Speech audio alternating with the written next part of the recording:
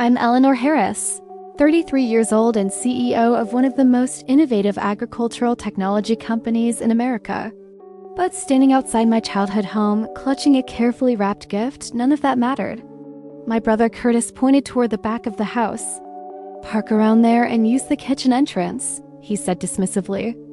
10 years of building a multi-million-dollar company, and I was still the farm girl not good enough for the front door until someone called me Madam CEO, and everything changed. If you're watching this, drop a comment letting me know where you're from. Hit that like button and subscribe to hear how I finally made them see me. Growing up on our family farm in rural Nebraska shaped everything about me, including the wounds I carried into adulthood. My father, Richard Harmon, was a third-generation farmer with traditional values that felt set in stone. From my earliest memories, it was clear that my brothers, Jason and Curtis, were the inheritors of everything that mattered. They were boys, after all.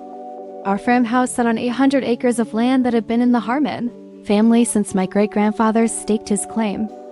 The sprawling fields of corn and soybeans stretched in every direction, and the massive red barn stood as the centerpiece of our operation.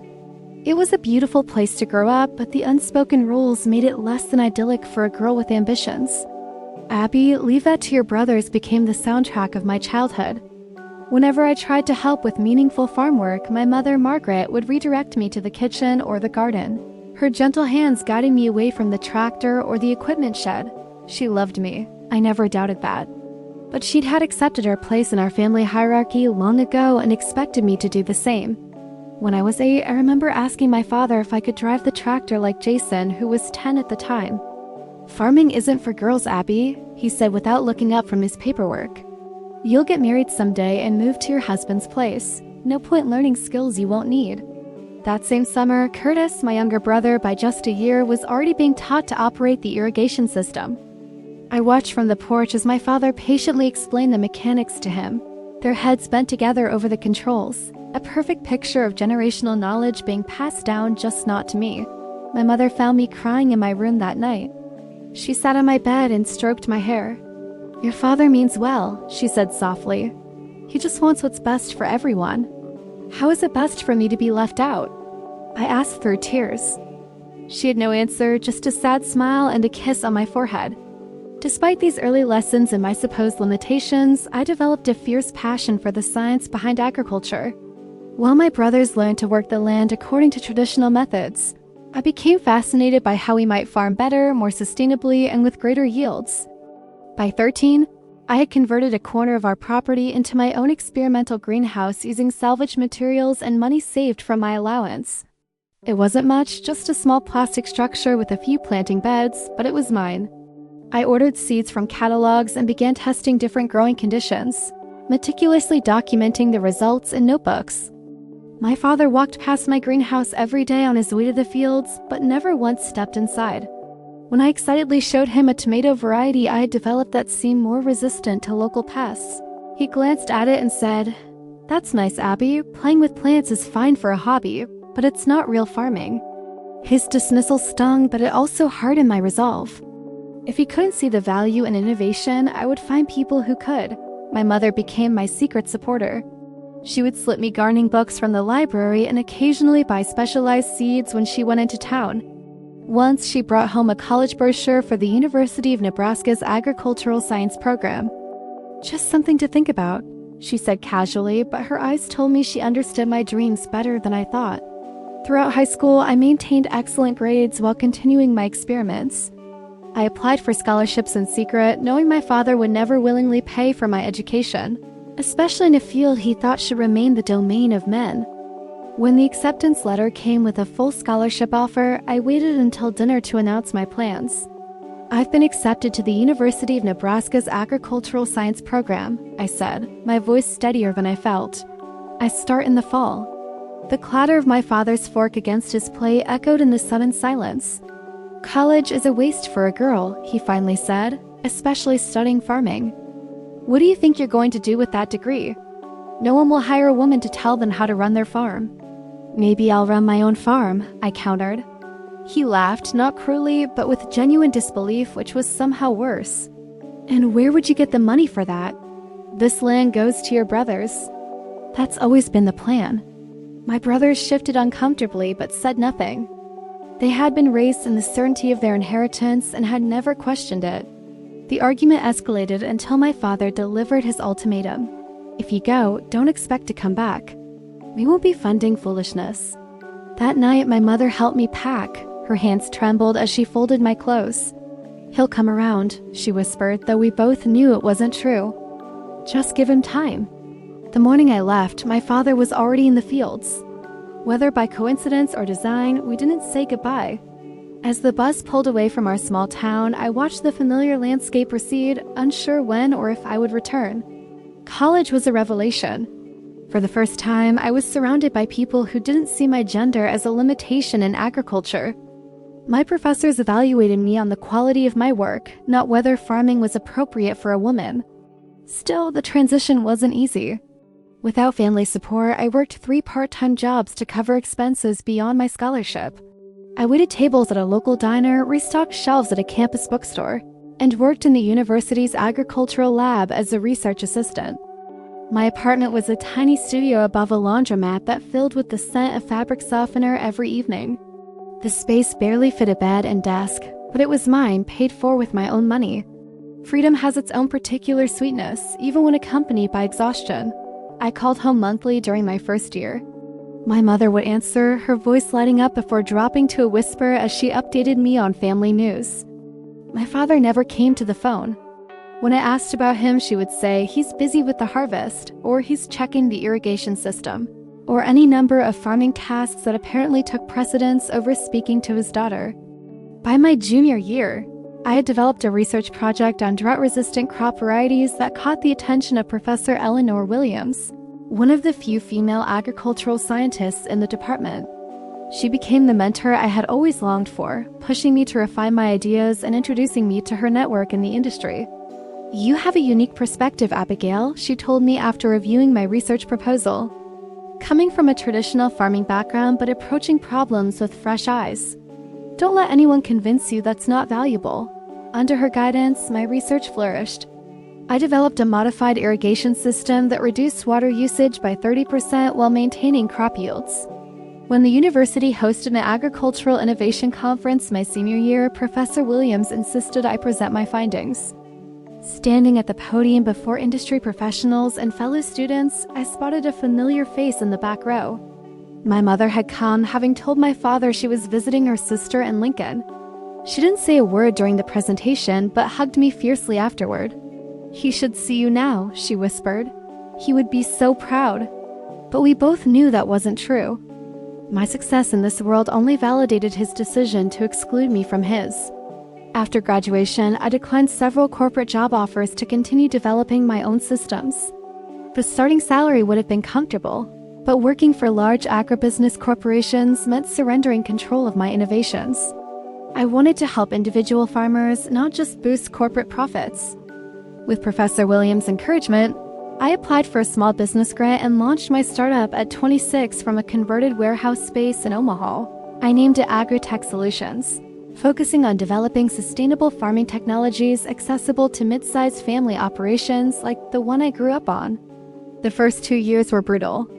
My initial prototype for a water conservation system failed field tests, forcing me back to the drawing board. Potential investors walked away, unconvinced that farmers would adopt new technology from such a young company, especially one led by a woman. I maxed out 3 credit cards and moved into the office to save on rent. I still remember the night I nearly gave up. Sitting on my folding cot in a corner of my office, surrounded by failed prototypes and rejection letters, I called Rebecca, my best friend from college who had stood by me through everything. Maybe my dad was right, I told her, my voice breaking. Maybe this isn't for me.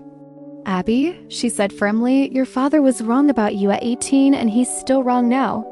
You're not failing. You're learning. Every great innovation had setbacks first. Her faith sustained me through another round of design improvements. 6 months later, I secured my first investor after cornering him at an agricultural technology conference and demonstrating my latest prototype right there in the hotel lobby.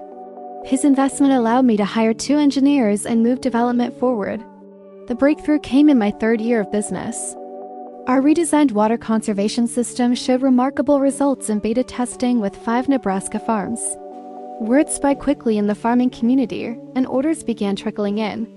Each successful implementation led to more referrals. By year 5, Agri-Tech Solutions had grown to 15 employees. Our technology was helping hundreds of farmers across the Midwest reduce resource usage while maintaining productivity. Industry publications began featuring our work, and I was invited to speak at conferences I had once attended as a hopeful student. Through it all, I sent newspaper clippings and magazine features home not to boast, but as evidence that my path had merit. But clippings were never acknowledged. My mother would mention receiving them during our phone calls, but couldn't tell me if my father had read them. As success mounted, I bought my first home, a modest 3-bedroom house with a large backyard where I installed an elaborate garden system showcasing our irrigation technology. The house remained mostly unfurnished for months as I poured every spare dollar back into the business. But it represented something profound to me, roots of my own choosing. When Agri-Tech Solutions hit $10 million in annual revenue in our 7th year, Forbes featured us in an article about innovative women entrepreneurs in traditionally male-dominated industries. The photographer captured me standing in a test field, wind blowing through my hair, with irrigation equipment visible in the background. I looked confident, successful, and completely at home in the agricultural world my father had tried to keep me from. I sent a copy of the magazine home with a simple note, "Thought you might like to see this." I never learned if it was read or immediately discarded. The email arrived on a Tuesday morning as I reviewed quarterly projections of my financial team. My phone vibrated with a notification, and I glanced down reflexively.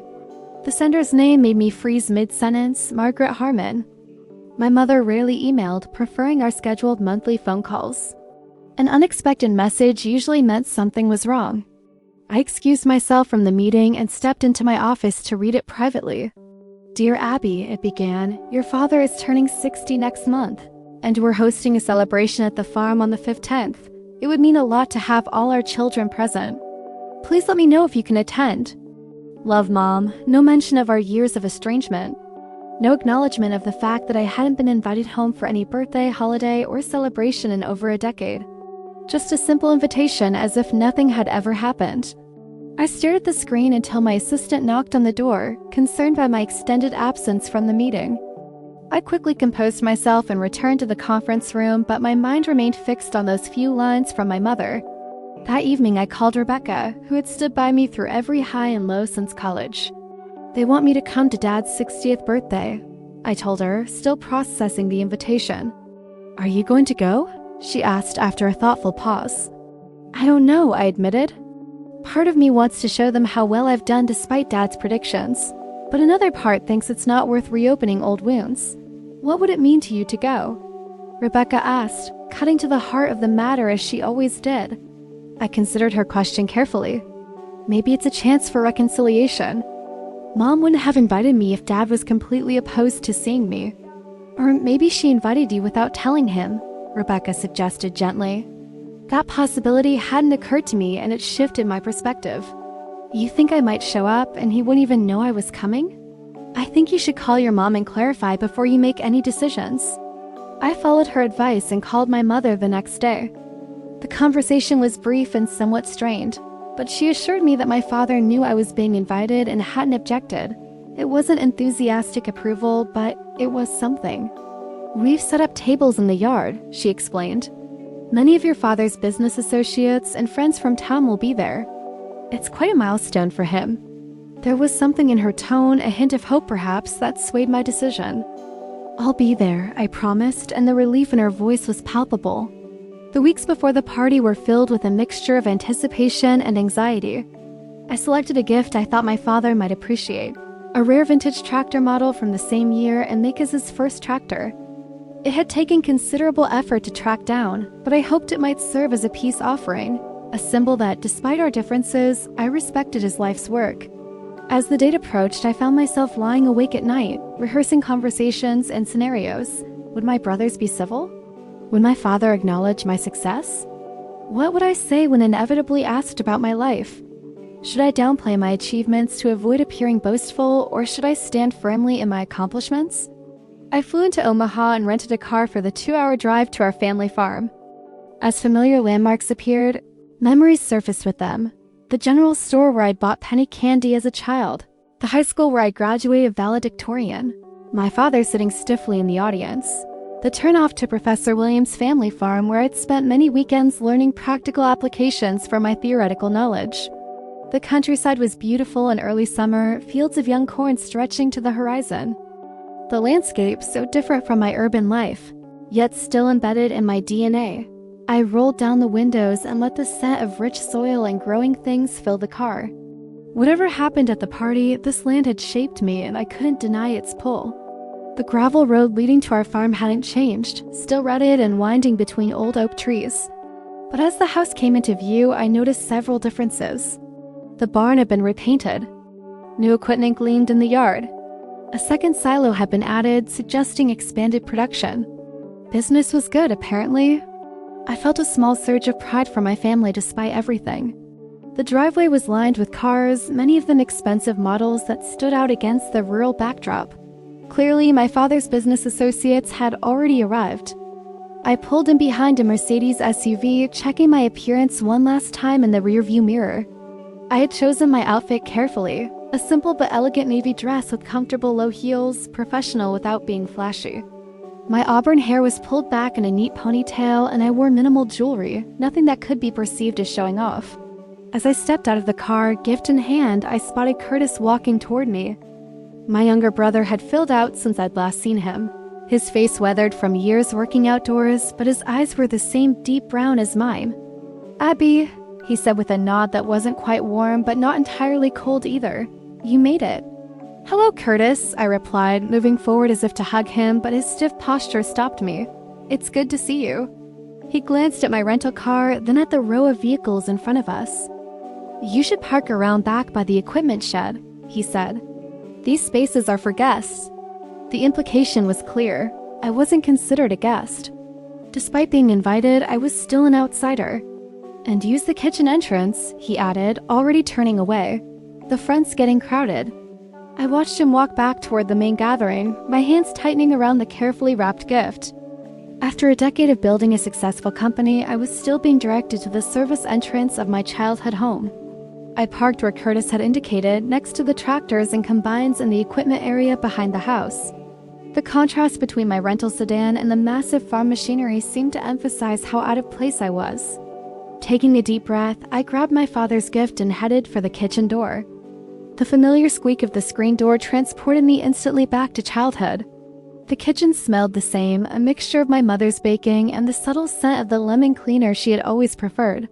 3 women I didn't recognize were bustling around, preparing trays of food. My mother appeared from the pantry, flour dusting her apron. For a moment, she simply stared, as if not quite believing I had actually come. "Abigail?" she finally said, wiping her hands and moving toward me. Her hug was quick but genuine, her frame smaller than I remembered. "You look wonderful." "Hi, Mom," I replied, returning her embrace more fully. "The house looks great." "We repainted last spring," she said, her eyes darting nervously toward the doorway that led to the dining room and beyond. "Your father will be so glad you came." Her tone lacked conviction, but I nodded as if I believed her. One of the women approached us, eyeing me curiously. "Margaret, do you need this helper to take out the appetizer trays?" "The guests are getting hungry." My mother's face flushed. "No, Barbara." "This is my daughter, Abigail." Barbara looked confused, then embarrassed. "Oh, I'm so sorry." "When I saw you come through the kitchen, I assumed..." "It's fine," I assured her, though it wasn't. "My brother suggested I use this entrance." Barbara's expression shifted to something like pity, which was somehow worse than her initial mistake. "Well, the party's through there. Your father is in the living room with most of the guests." I thanked her and moved toward the dining room, my mother trailing behind me. "I need to finish the desserts," she said apologetically. "But please go say hello to your father." The dining room had been transformed with decorations celebrating my father's 60 years. Photos lined the walls, a timeline of his life from childhood to the present. I stopped to examine them, noting a progression from young farmer to family man to respected agricultural business owner. What struck me most was my own absence from the display. There were plenty of photos featuring my brothers, their wives, even their children. But after about age 18, I no longer appeared in any family moments. It was as if I'd been erased.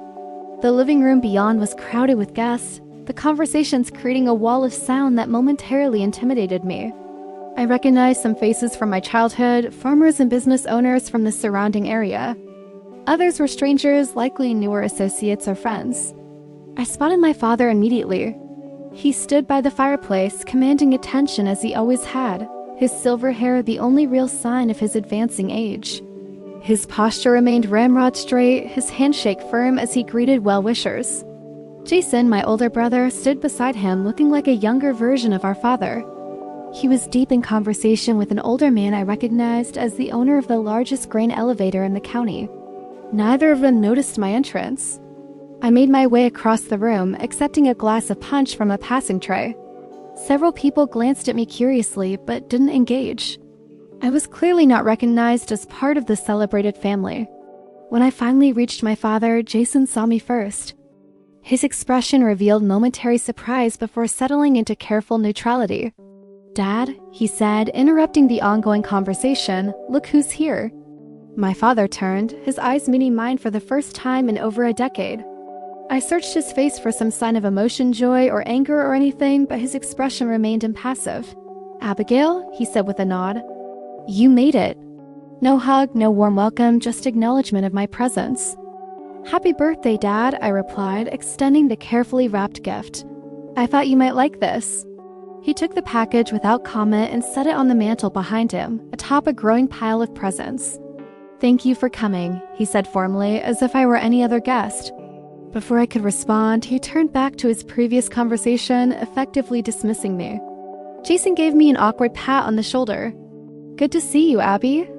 My wife, Karen, is around here somewhere. You haven't met her yet." "I'd like to," I said, grasping at the small olive branch. "We have 2 boys now," he continued. "Tyler is 7 and Michael is 4. "Congratulations," I replied sincerely. "I didn't know I was an aunt." A flicker of guilt crossed his face. "Well, we don't exactly keep in touch, do we?" The accusation stung, placing the blame for our estrangement squarely on my shoulders rather than acknowledging the family dynamics that had pushed me away. "That goes both ways, Jason," I said quietly. He shrugged uncomfortably. "Anyway, enjoy the party. I think Curtis was looking for you earlier." With that, he moved away, rejoining our father's circle as if magnetized to it. The next hour passed in a blur of superficial conversations and uncomfortable silences. I met Jason's wife, Karen, who seemed pleasant but distant, and Curtis's wife, Stephanie, who at least made an effort to ask about my life in Omaha. "Curtis mentioned you have some sort of plant business," she asked as we stood by the food table. "Agricultural technology," I corrected gently. "We develop irrigation systems and sustainable farming solutions." "How interesting," she replied, though her tone suggested otherwise. "Is it just a small operation?" "We have 47 employees now," I said, trying not to sound offensive. "Our systems are implemented on farms across 12 states." "Well, that's certainly something," she said with a smile that didn't reach her eyes. "Curtis and Jason have expanded the family operation to 1,200 acres now." "Your father's so proud." The conversation continued in this vein, each of my accomplishments minimized while my brother's work was elevated. It became clear that in this house, no matter what I achieved outside of it, I would always be seen as less than all. When dinner was announced, I discovered I had been seated at the farthest table from my father, alongside distant neighbors and business acquaintances I barely knew. My brothers and their families occupied the main table with my parents, completing the picture of the family I was no longer considered part of. Throughout the meal, I could hear discussions about the farm's operations, plans for expansion, and decisions about new equipment purchases, all conversations that excluded me entirely, despite my professional expertise in exactly these areas.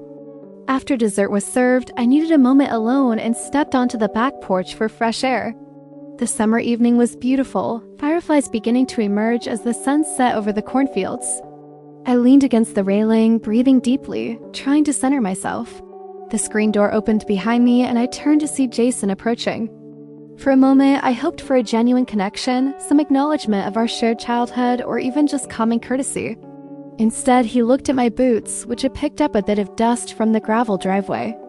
"If you're coming back inside, use the back door to the kitchen," he said. "We don't want your dirty boots tracking through the main house." Mom just had the carpets cleaned. I looked down at my footwear, then at his own boots, which were considerably more mud-caked than mine. The double standard was so blatant, it would have been comical if it hadn't hurt so much. "My boots are cleaner than yours, Jason," I pointed out. He shrugged. "Just use the back door, Abby. No need to make a scene at Dad's party." As he turned to leave, I noticed several guests on the adjacent porch watching our interaction. The humiliation burned through me, not just from Jason's directive, but from the public nature of it. I was being put in my place and everyone could see it. I remained outside longer than planned, gathering my composure and contemplating whether to simply leave.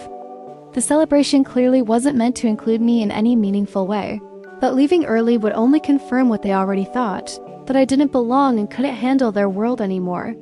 So I stayed, determined to see the evening through with dignity, if nothing else. I was making my way back to the party through the kitchen as instructed when I heard a commotion in the main room. A loud, enthusiastic voice cut through the general murmur of conversation. "Is Eleanor Harris here?" I was told she might be attending. Curious, I moved toward the sound, emerging from the kitchen just as a well-dressed man in his 50s entered through the front door. I recognized him immediately as Marcus Thompson, president of the regional agricultural bank that financed many local farms, including, I suspected, my family's operation. His eyes scanned the room until they landed on me, and his face lit up with genuine pleasure. "There she is," he exclaimed, moving toward me with purpose. "Eleanor Harris, Madam CEO of Agri-Tech Solutions. I was hoping to meet you tonight." The room fell silent as all eyes turned to me.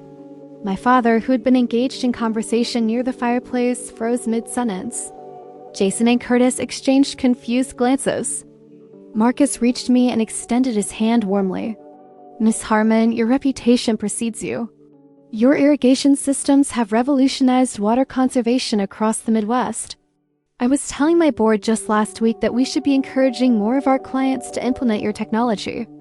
I shook his hand, acutely aware of the stunned silence around us. "Thank you, Mr. Thompson. That's very kind of you to say." "Kind? Nothing. It's the truth," he replied enthusiastically. "When Richard here mentioned his daughter would be attending, I made a special point to come by. I've been hoping to discuss potential partnership opportunities between our bank and Agri-Tech." My father had mentioned me? That seemed unlikely given his cool reception earlier. Marcus turned to address the room, his arm still clasping my shoulder in collegial respect.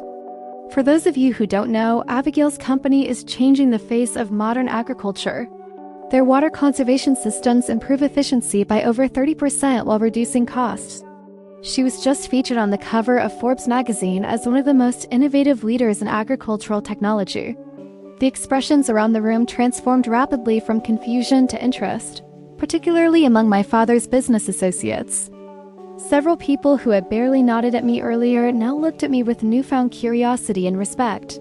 "Forbes magazine," someone murmured. "Richard, you didn't tell us your daughter was so accomplished." My father's face was unreadable, a complex mixture of emotions I couldn't quite decipher.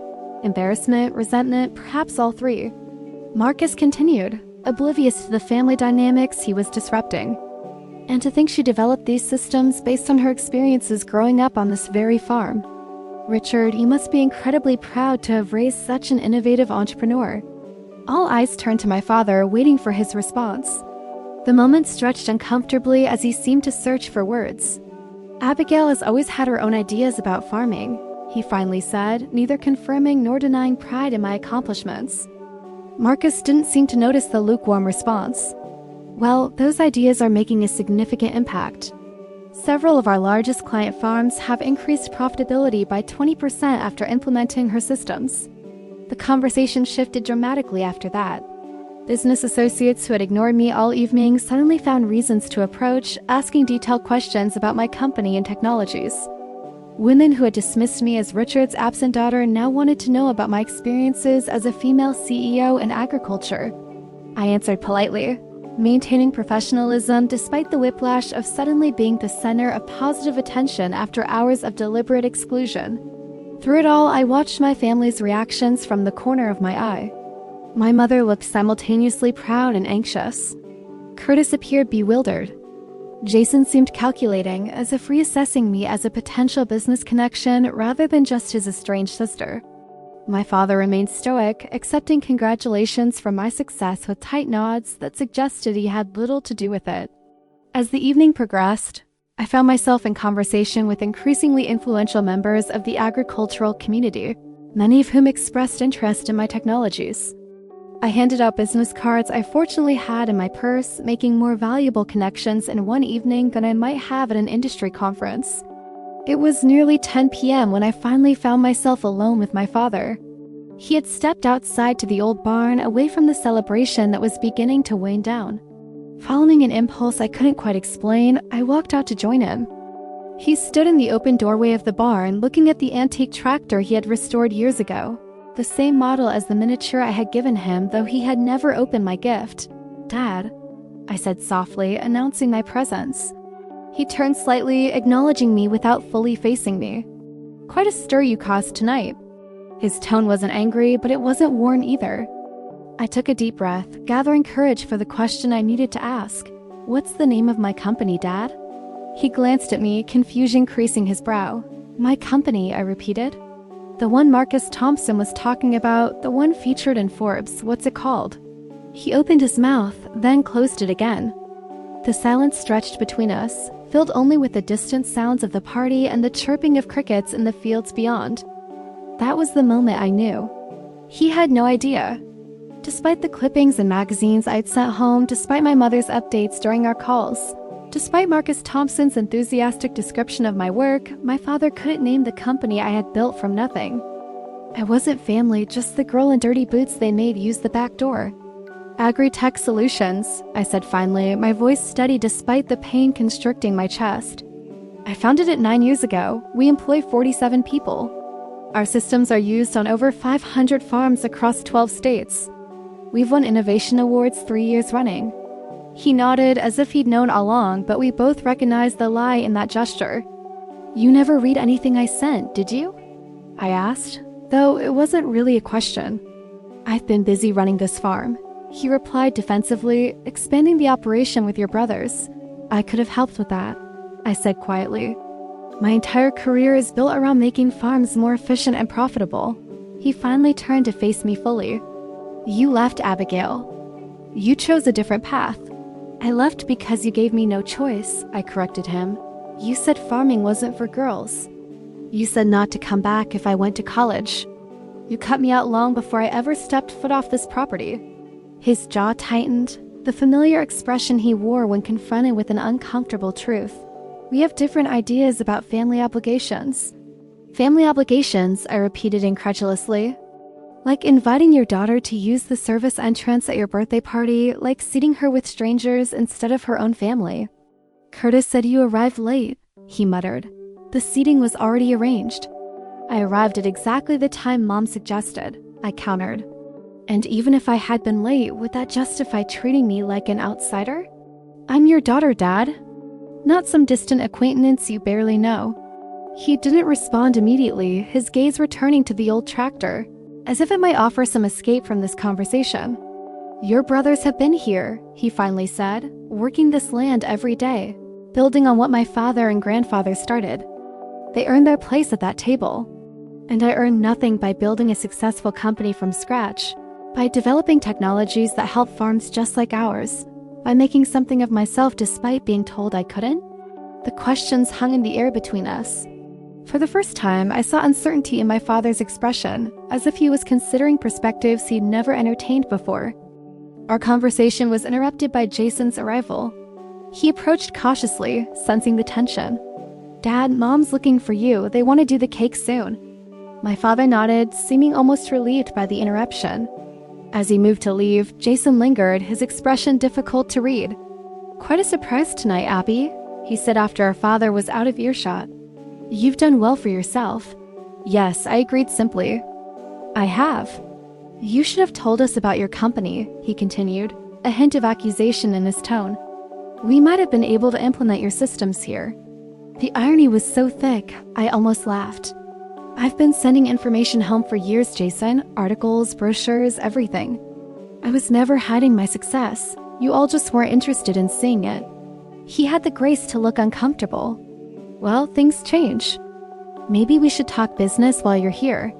Now that you know my company might benefit you, suddenly I'm worth talking to, I said, shaking my head. That's not how this works.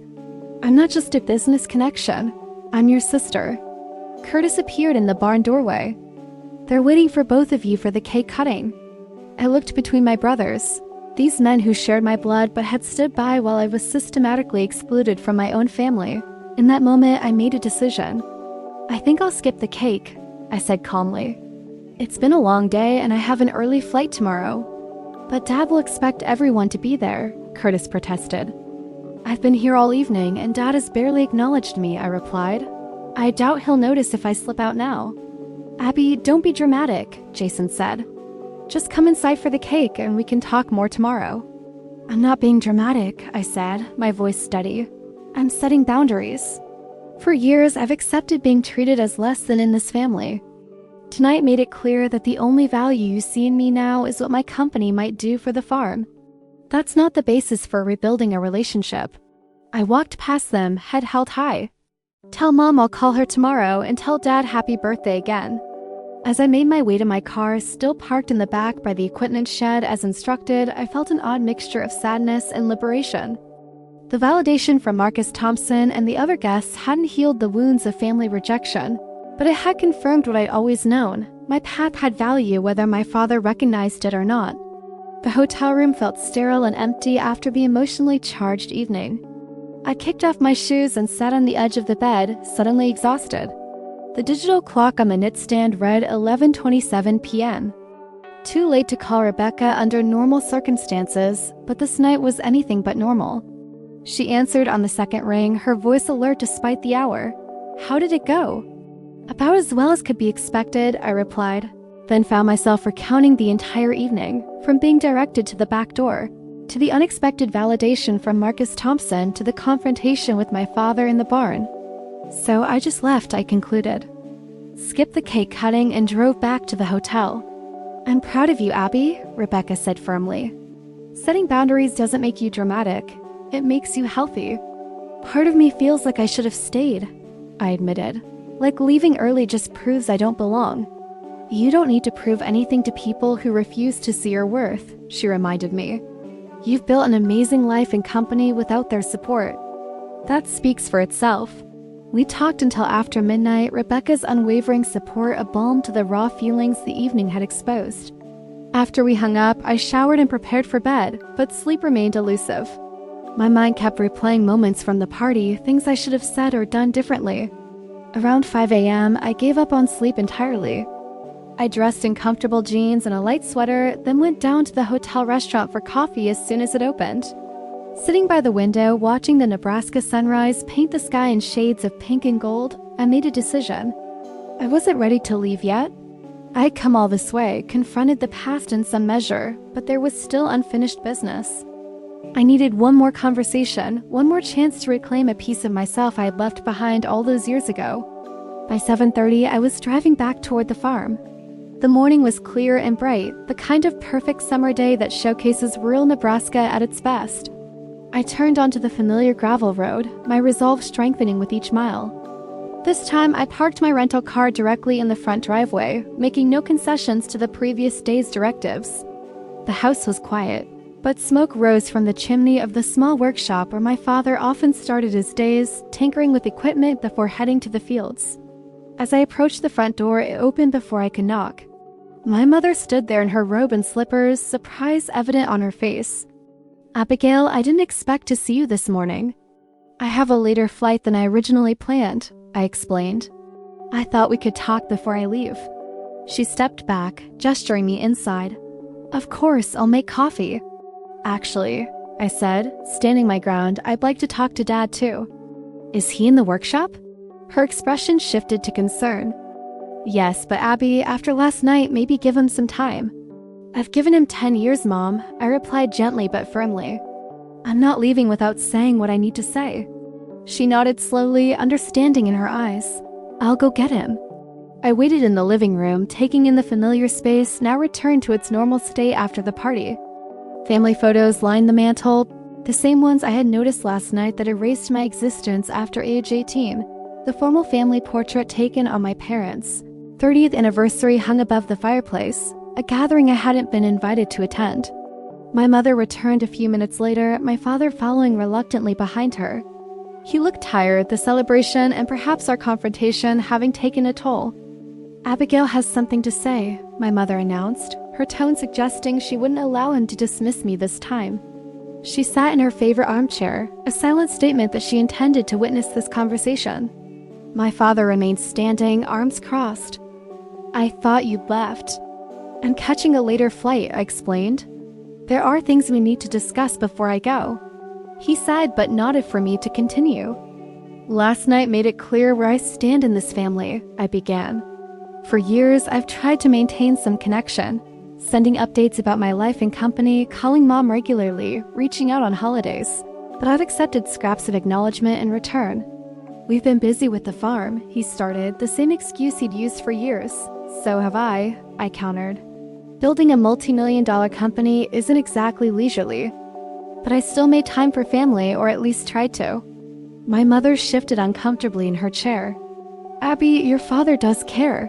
"He just what, Mom?" I asked, turning to her. "Just couldn't pick up the phone once a year? Just couldn't read the articles I sent? Just couldn't acknowledge my existence until Marcus Thompson made it uncomfortable not to?" My directness seemed to surprise them both. The daughter they remembered had been more willing to accommodate, to accept less than she deserved. "I didn't come here to rehash old grievances," I continued. "I came to establish where we go from here. I won't be treated as an outsider in my own family anymore. I won't use the back door or hide my accomplishments or pretend to be less than I am to make anyone more comfortable." My father's posture remained defensive, but he was listening, which was more than he had done in years. "You chose to leave," he said finally, repeating his statement from the night before. "You knew what that meant for your place here." "I chose education," I corrected him. "I chose to pursue my passion for agricultural science. I chose not to be limited by outdated ideas about what a woman could achieve in farming. Those were all valid choices that shouldn't have cost me my family." Something flickered in his eyes, a recognition he seemed reluctant to acknowledge. "Your technology," he said abruptly. "Thompson said it increases efficiency substantially." The sudden pivot to business felt like another evasion, but I decided to meet him where he was willing to engage. "Yes, our irrigation systems reduce water usage by 30% while maintaining crop yields. The soil monitoring technology prevents overwatering and nutrient leaching. Most farms see a return on investment within 2 growing seasons." He nodded, processing the information. "We've been considering modernizing some of our systems." "Richard," my mother interjected, her tone sharp with frustration, "this isn't about business. This is about our daughter." His jaw tightened at her rebuke, but surprisingly he didn't dismiss it. After a moment of tense silence, he looked at me directly. "Your brothers felt overshadowed last night," he admitted reluctantly. "When Thompson made that announcement, it changed how people looked at them. Understanding dawned. You're worried I made them look bad. They've worked this land faithfully," he insisted. "Build on what I taught them, and then you come back after 10 years. And suddenly you're the agricultural expert everyone wants to talk to." "I earned that recognition," I said firmly. "Just as they've earned their place here. There's room for different kinds of success in one family, Dad." My mother stood up suddenly. "I've had enough of this, Richard. For 10 years, I've watched you push our daughter away because you couldn't handle that she found a different path to success in agriculture, a path you didn't control. I've been quiet about it to keep the peace, but no more." Both my father and I stared at her in shock. My soft-spoken mother rarely confronted anyone, least of all her husband. "Abby sends us every article, every achievement," she continued, her voice gaining strength. "I've kept them all in a box in my closet because you refuse to look at them. She calls monthly, even when you won't come to the phone.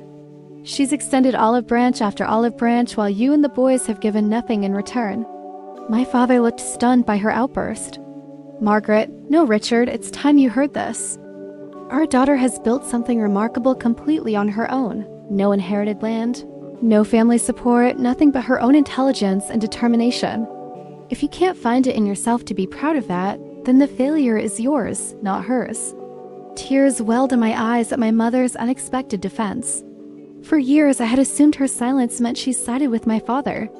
Now I realized she had been fighting her own quiet battle all along. The three of us stood in a triangle of tension, decades of unspoken feelings suddenly exposed. Then, unexpectedly, the front door opened and Jason and Curtis walked in. "Car's still here," Curtis said, then stopped short when he saw us. "Oh, sorry. We didn't know you had company." "Not company," my mother corrected firmly. "Family, your sister is family." The brothers exchanged uncomfortable glances. Jason stepped forward first, his expression contrite. "About last night, Abby," he began awkwardly. "The back door thing that wasn't right." Curtis nodded in agreement. "And the seating arrangements. Mom told us this morning she had nothing to do with that. It was our idea." Their admission surprised me. I had assumed my father had orchestrated my exclusion, but it seemed my brothers had taken it upon themselves to keep me at a distance. "Why?" I asked simply. Jason looked at the floor. "Honestly, we were jealous. You got out, built something impressive. We stayed and just continued what was already here." "That's nothing to be ashamed of," I told him. "This farm is your passion, just like my company is mine." "We should have made more effort," Curtis admitted. "When Mom told us you were coming, we panicked a bit. It was easier to keep you separate than to figure out how to reconnect after so long." Their honesty, however belated, opened a door I had thought permanently closed, not to instant reconciliation, but to the possibility of something better than the estrangement of the past decade. "I'd like to see the greenhouse before I go," I said, addressing no one in particular. "My old greenhouse, is it still there?" My father nodded. "It's still standing. Hasn't been used much since you left. I'd like to visit it alone if that's okay." No one objected. As I turned to leave, my father spoke again. "Abigail," he said, his voice gruff but not unkind, "your company, Agri-Tech Solutions. It's a good name." It wasn't an apology or even a compliment really, but for my father, it felt like a significant concession. I nodded my acknowledgement and stepped outside into the morning sun. The path to my old greenhouse was overgrown, suggesting it hadn't been visited regularly in years. The structure itself looked weathered, the plastic cloudy with age, and the wooden frame in need of repair. But it was still standing, a physical reminder of where my journey had begun. I pushed open the door, wincing at the squeak of rusted hinges. Inside, dust covered the abandoned shelving and planting beds. Equipment I had salvaged and repurposed as a teenager lay scattered and forgotten. But in one corner, miraculously, a single plant still grew, its tenacious roots finding enough moisture and nutrients to survive years of neglect. I recognized it immediately, a descendant of my first experimental crossbreed, a drought-resistant tomato variety that had formed the basis of my early research. Kneeling beside it, I carefully extracted a small cutting, wrapping it in a moistened paper towel from my purse. This tiny fragment of my past would come with me, a symbol of both my roots and my growth beyond them. Whatever happened with my family from this point forward, I had reclaimed this piece of my history. As I emerged from the greenhouse, I saw my family waiting by the house, not rushing me, not intruding on my moment, but acknowledging through their presence that this place was part of my story too. It wasn't reconciliation, not yet, but it was a beginning. 6 months after my father's birthday party, I found myself once again driving the familiar route to the family farm. This time, however, the invitation had come directly from my father, a brief but significant phone call requesting my professional opinion on modernizing their irrigation systems. The months between had seen small but meaningful changes in our family dynamic. My mother had visited my home in Omaha twice, marveling at the garden system I had installed and sitting in on a company meeting where she watched me lead, a team of engineers with obvious pride. My brothers had reached out occasionally with agricultural questions, tentative bridges across the chasm that had separated us for so long. My father remained the most distant. Our conversations still formal and primarily focused on business matters, but he had called, and for a man like Richard Harmon, that represented a seismic shift. As I pulled into the farm's driveway, I noticed immediately that I wasn't directed to the back. Instead, my father himself came out to greet me, walking with a slight stiffness that 60 years of physical labor had left in his gait. "Abigail?" he said with a nod. "Good drive?" "No traffic," I replied, matching his practical tone. "The fields look good." He glanced toward the expansive cornfields with the critical eye of a lifelong farmer. "Could be better. That's why I called." We walked together toward the western fields where inefficient irrigation had always created problems. As he outlined the issues they were facing, I recognized this technical discussion for what it was, my father's version of an olive branch. "I can have my team conduct a full assessment," I offered. "Give you a comprehensive proposal for updating the entire system." "That would be helpful," he acknowledged. Then, after a pause, "Your mother says your company just won another award. Environmental Innovation in Agriculture." I confirmed, "For our new soil moisture sensors." He nodded, and I caught something like pride in his expression before he masked it. "Good work." Those two simple words from a man who had never acknowledged my professional accomplishments felt monumental. The consultation visit extended into dinner, where I joined my parents at the kitchen table, the same one where I had eaten countless meals growing up. The conversation remained largely focused on agricultural topics, but underneath ran a current of something new, a grudging respect that hadn't been there before. After that initial visit, a cautious pattern emerged. Monthly phone calls with my father about the irrigation installation progress evolved to include brief personal updates. My mother began sending care packages to my office, homemade cookies and preserves that my team quickly learned to anticipate. My brothers consulted me about crop selection for the coming season, acknowledging my expertise in ways they never had before. It wasn't a warm, instantaneous reconciliation depicted in movies. It was halting, imperfect, and sometimes frustrating. Old patterns occasionally resurfaced, requiring firm boundaries and direct conversations. But it was progress, more than I'd allowed myself to hope for after years of estrangement. The healing process extended beyond my family relationships. At Rebecca's suggestion, I had started therapy shortly after returning from my father's birthday party, working through the childhood wounds that had shaped so much of my adult life. The persistent feeling of being not enough that had driven both my ambition and my insecurities began to loosen, its grip as I recognized its origins in family dynamics rather than personal inadequacy. As I processed my own experiences, I became increasingly aware of how many young women from rural backgrounds face similar barriers to pursuing careers in agricultural science and technology. In response, I established the Rural Innovation Scholarship for Girls, from farming communities interested in agricultural technology, funding not just their education, but mentorship and internship opportunities at Agri-Tech Solutions. The program quickly became one of my greatest sources of pride. Watching these young women discover their potential, often against family expectations similar to those I had faced, felt like breaking a cycle that had limited too many bright minds for too many generations. When Thanksgiving approached, I received an unexpected invitation from my mother. Would I join them for the holiday? The full family would be gathered, including my brothers, their wives, and my nieces and nephews, some of whom I had yet to meet in person. "Your father specifically asked if you were coming," she added, the significance of this detail clear in her tone. I accepted with a mixture of hope and trepidation. Holiday gatherings amplified family dynamics, both positive and negative. But I was different now, stronger in my boundaries and clearer about my worth. Whatever happened, I could handle it with grace. Arriving at the farm on Thanksgiving morning, I noticed immediately that no one directed me where to park or which entrance to use. I pulled up beside my brother's trucks and approached the front door naturally, as if there had never been any question about my right to do so. My mother opened the door before I could knock, enveloping me in a warm hug that smelled of sage and cinnamon. "Happy Thanksgiving, sweetheart. Come in. Everyone's in the living room." The scene that greeted me was both familiar and strange, my family engaged in their holiday traditions, but with new additions I had missed during my years away. Jason's sons, Tyler and Michael, whom I knew only from photos, played a board game on the coffee table.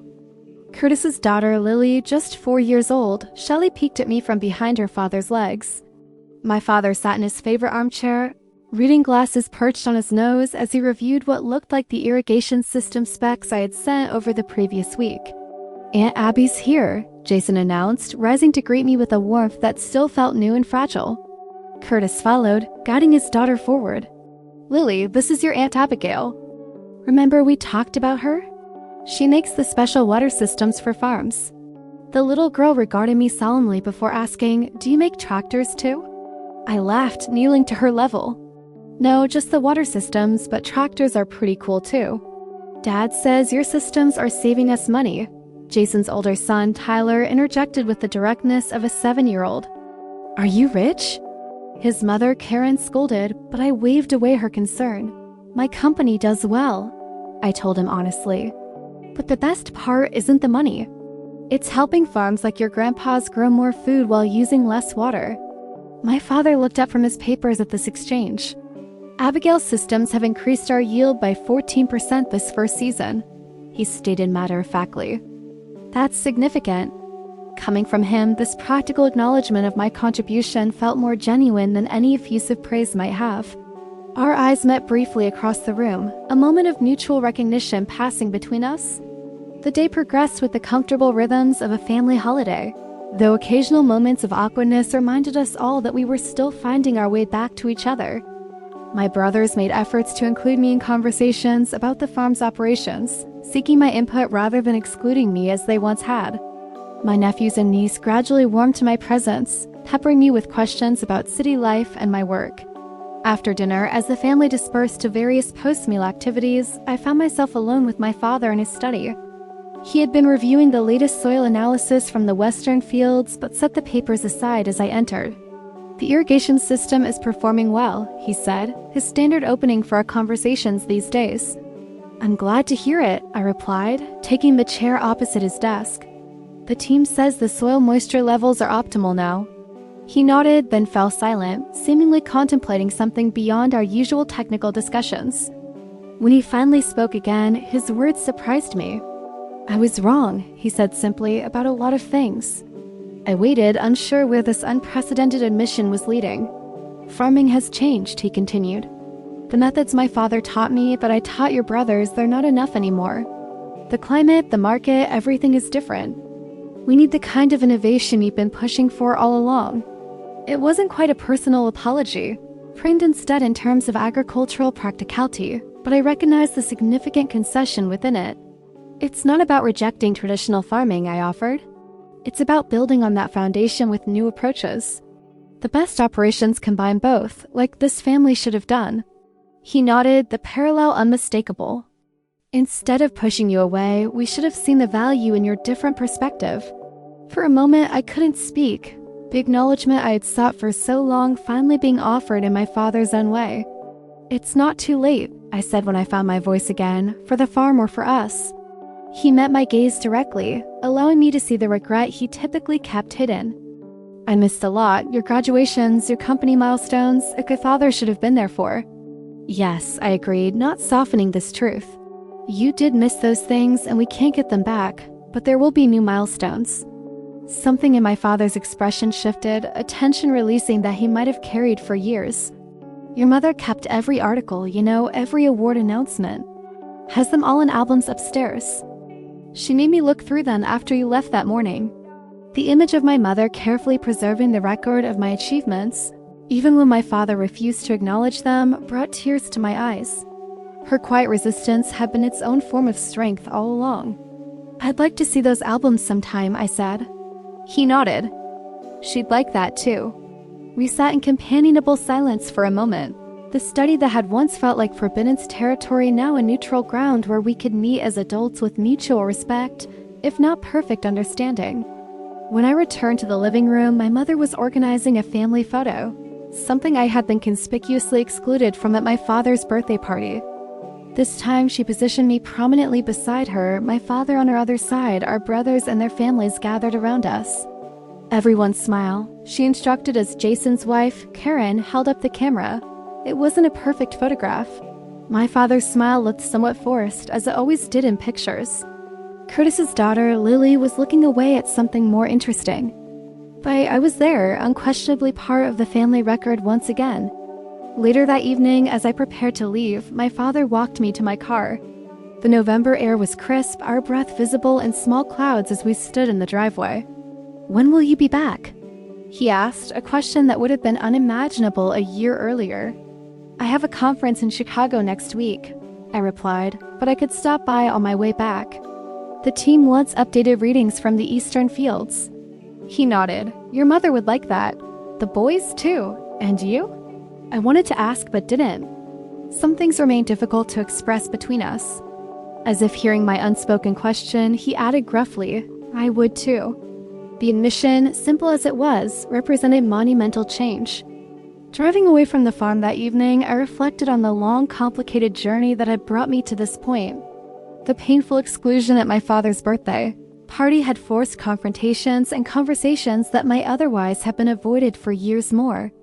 The public recognition from Marcus Thompson had catalyzed a shift in how my family perceived me. But the real change had come from standing firmly in my worth and refusing to accept less than I deserved. The relationship with my family continued to evolve in the months that followed. Some visits were easier than others. Old patterns occasionally resurfaced, requiring patient reinforcement of new boundaries. But the trajectory remained positive, a slow healing of wounds that had once seemed permanent. What I came to understand most profoundly was that validation from others, even family, could never replace self-validation. The years of seeking my father's approval had driven me to achieve, but had also left me vulnerable to his rejection. True peace came not from finally receiving his recognition, but from no longer requiring it to know my worth. I kept the cutting from my old greenhouse and a place of honor in my office garden. From that single survivor, we had propagated an entire line of drought-resistant plants that now formed the basis for an urban gardening initiative in food desserts across the Midwest. Its tenacity and surviving years of neglect mirrored something in my own journey, a testament to finding nourishment and growth even in inhospitable conditions. The relationship with my family would never be perfect. Too much history, too many ingrained patterns stood in the way of a storybook reconciliation. But it could be authentic, honest in both its limitations and its possibilities. I no longer needed to choose between my identity as a Harmon and my identity as the founder and CEO of Agri-Tech Solutions. Both were true. Both were valuable. Both were me. The backdoor incident at my father's birthday had been painful but ultimately transformative. It had forced me to confront not just how my family saw me, but how I saw myself, no longer willing to accept less than I deserved. I had reclaimed my place not through their validation, but through my own unwavering certainty of my worth. Have you ever had to stand up for your own worth in a family that couldn't see your value? I'd love to hear your stories in the comments below. And if this journey resonated with you, please hit that like button and subscribe to hear more stories of finding strength through life's challenges. Remember, sometimes the most profound growth comes from the moments when we're forced to use the back door, only to find our way on our own terms to the front. Thank you for listening, and may you always know your worth, regardless of whether others recognize it.